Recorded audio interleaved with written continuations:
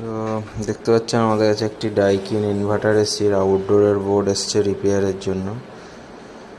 তো বোর্ডটিতে প্রবলেম আছে, আউটডোরের ফ্যানটি ঘুরছে না, বা হয়তো স্লো ঘুরছে কোনো সময়, বা নয়েজ করছে, ঘুরতে পারছে না আর কি। মানে যাই হোক, আউটডোরের ফ্যানটি চলছে না এক কথায় বলতে গেলে। তো আমরা এটি রিপেয়ার করার চেষ্টা করব। তো আমাদের কাছে শুধু বোর্ডটি এসছে না, এর ফ্যান এসছে, বা তো আমরা রিপেয়ার করব এবং সেটে লাগিয়ে আউটডোর ইউনিটে লাগিয়ে তখন বোর্ডটি চেক করব, আবার ভিডিওটি কন্টিনিউ করব।